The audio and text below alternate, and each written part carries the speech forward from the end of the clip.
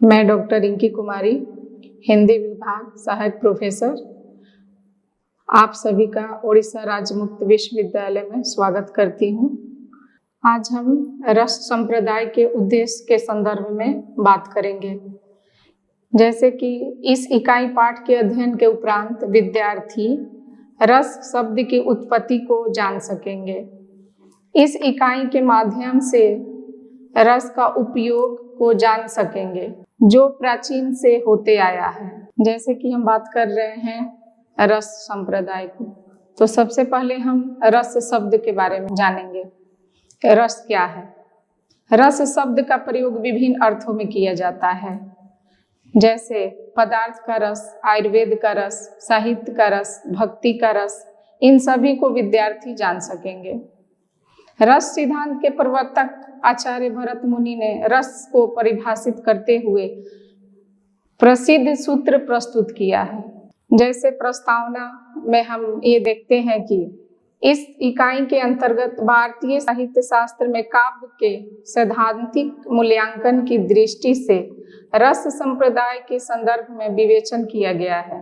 भारतीय साहित्य शास्त्र पर आचार्यों, जैसे कि हम लोग रस संप्रदाय के संदर्भ में देख रहे हैं, पढ़ रहे हैं, तो आज हम सबसे पहले देखेंगे कि रस शब्द क्या है। रस शब्द के बारे में हम जानकारी हासिल करेंगे। जैसे कि रस शब्द का प्रयोग विभिन्न अर्थों में किया जाता है। रस सिद्धांत के प्रवर्तक आचार्य भरत मुनि ने रस को परिभाषित करते हुए प्रसिद्ध सूत्र प्रस्तुत किया है। आप इससे परिचित हो सकेंगे। प्रस्तावना के रूप में हम कह सकते हैं कि इस इकाई के अंतर्गत भारतीय साहित्य शास्त्र में काव्य के सैद्धांतिक मूल्यांकन की दृष्टि से रस संप्रदाय के संदर्भ में विवेचन किया गया है।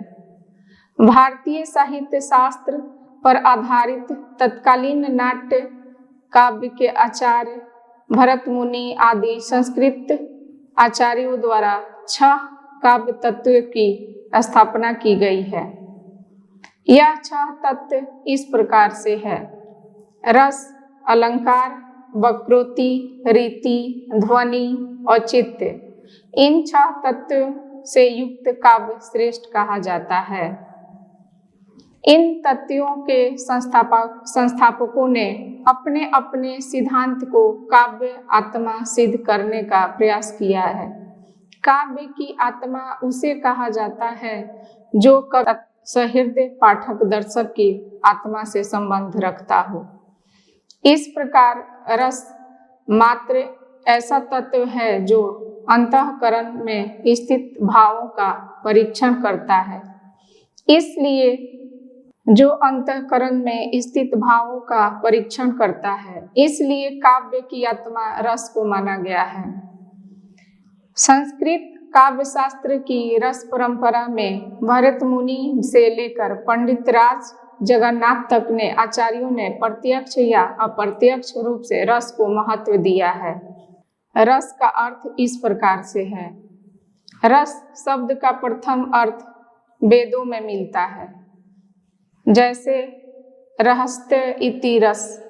इस प्रकार रस शब्द की व्युत्पत्ति संस्कृत व्याकरण के अनुसार की गई है, अर्थात रस वह है जिसका आस्वादन किया जा सके। रस शब्द का प्रयोग बहुत प्राचीन काल से होता आया है। रस का संबंध सौंदर्य से भी जोड़ा गया है। भारतीय सौंदर्य दर्शन का मूल आधार काव्य शास्त्र है। सौंदर्य के आस्वादन और स्वरूप का व्यवस्थित विवेचन काव्य शास्त्र में मिलता है। सौंदर्य चेतना एक मिश्र वृत्ति है जिसके 2 योजक तत्व हैं, आनंद और विस्मय। सौंदर्य के आस्वादन में निहित आनंद से ही रस सिद्धांत का विकास माना गया है और विस्मय के विवेचन के लिए ही वक्रता, अतिशय आदि के माध्यम से अलंकार आदि संप्रदाय को माना गया है।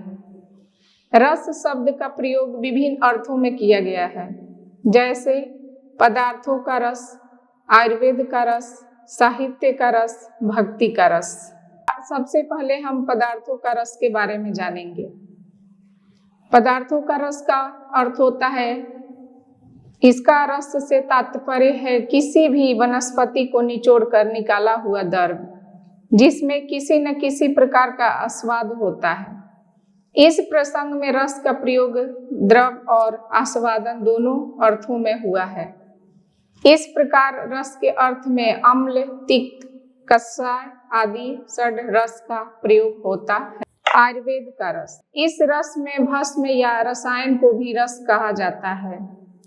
इसमें पारद को रस कहते हैं। यहाँ महत्व पदार्थ के आस्वादन का न होकर उनके गुण का माना जाता है। पदार्थ रस आस्वादन प्रधान है तो आयुर्वेद का रस शक्ति प्रधान है। साहित्य का रस, इसमें रस का प्रयोग काव्यानंद या सौंदर्यभूति के लिए होता है जिसमें रस आनंद बोध का वाचक होता है।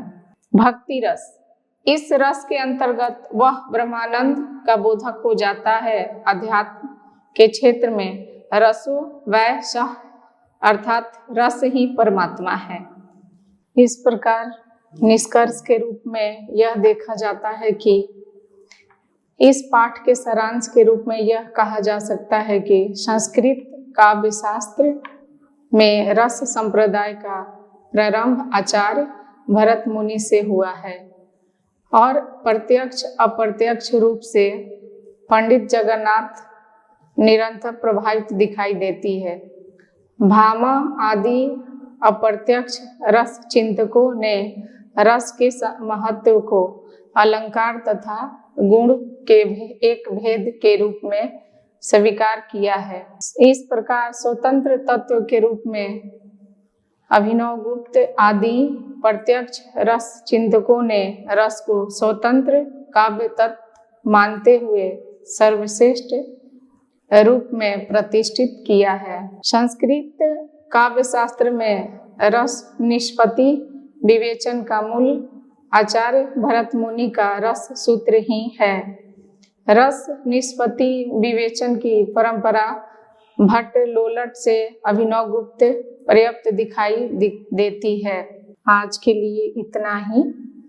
आगे चल के हम लोग इस तरह की और सारी वीडियो लेकर आएंगे और आप लोगों के साथ जुड़े रहेंगे। इसके लिए धन्यवाद।